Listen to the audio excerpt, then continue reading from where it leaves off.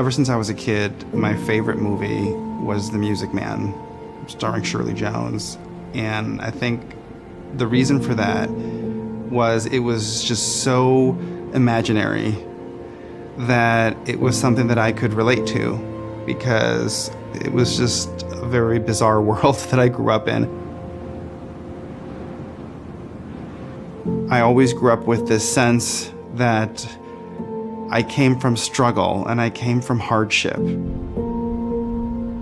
My mother was gay. She was born very poor in Puerto Rico, so there was a hard edge to the love in the home. Her partner, who was together with her from my earliest memories, was different. She was very much, in my mind, the middle-class, middle American mother. Everything that was sweet and caring. She did not live in the same home with us. We only spent weekends together. But they were together for the whole time, and in a lot of ways, I think their decision to not move in together until I was a teenager, it wasn't overwhelming me. I was in a very different situation from my older siblings. They did have a memory with my dad, and they had a relationship with my dad, and they did not have as close of a relationship with my mother's partner as I did.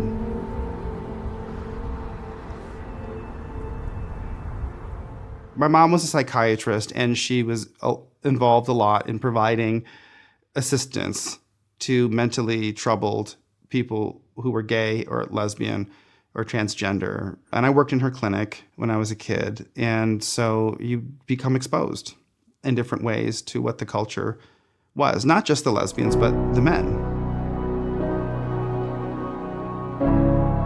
The first time I actually had sex was I was 13, and we were drunk, and it was with two older teenage boys. It was all very, very vague, but I remember that it had happened, and at that point, I wanted to go out and do more of it, because it was kind of a thrill. I stumbled into it. I never really had a chance to figure out what I wanted, or it just, it happened too quickly.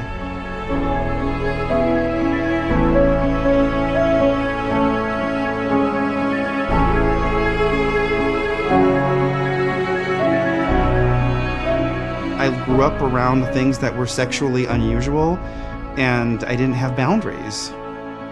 So I can say things that sound vulgar to other people, but it just sounds like Tuesday to me. My mother died when I was 19. My mother's partner had to move out of the house, and I think she was in a huge state of grief, and her children really needed her at that point, her biological children, and she really couldn't be there for me. So I remember we had one conversation, and she said to me, your father is your father. He will be the one to provide for you. But the relationship between me and my dad didn't come together. So I ran away. I was 19, so I can't say I ran away as if I was a homeless teenager, but I was in fact a homeless teenager. On the one hand, if they had had a civil union or a domestic partnership or a marriage or something, my mother's partner would have been able to stay in her home. She probably would have inherited more than she got. But I think if they had gotten married the way the gay marriage is structured now, they would have effectively erased all ties to my dad. That would have been lost permanently. And unfortunately, that's why I ended up with the political position that I hold, because what gay people want from marriage now, it's not the way it was at the beginning of the gay marriage movement, when it was just about visiting each other in the hospital or getting tax breaks or whatever civil unions could have given to them. Now they want marriage to be a way to say, I am the mother to my lesbian partner's children. And then there's a child who has basically been forced into an emotional relationship with someone who can't be that for them. And that causes so much harm. It was very much exactly the way it would have been if my mother had gone to a sperm bank. But I still wanted to see my dad, even though he was never there. The idea is so powerful in your head that there's a father and a mother out there. How can you erase that?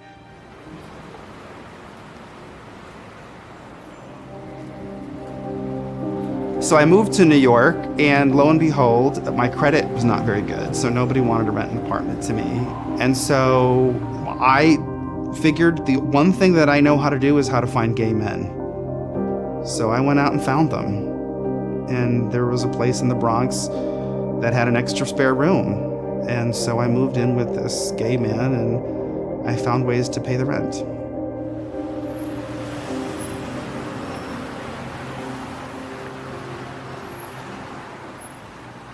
But then I found out that I had cancer at the age of 27.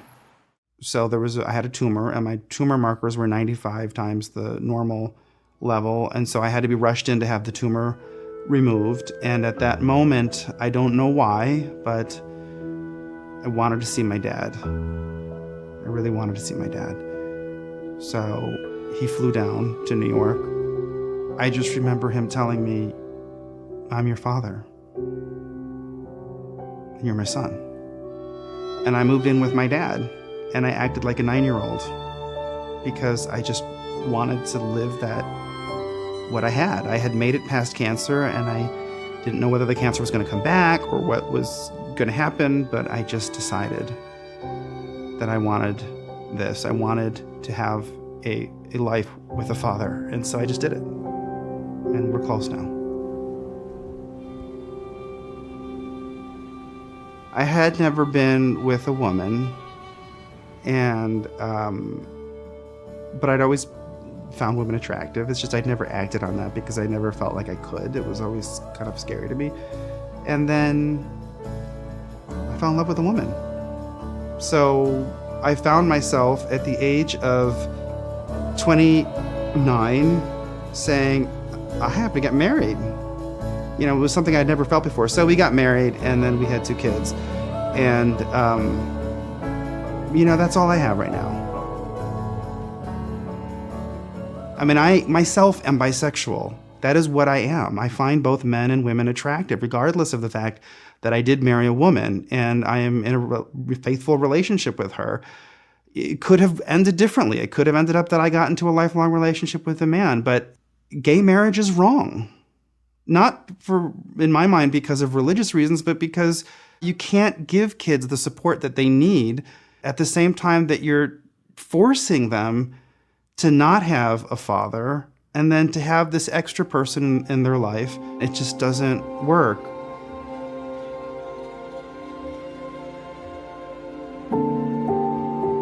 The gay community has been so put on lockdown by the gay marriage debate, because they can monitor what you say all the time. Twitter, Facebook, email.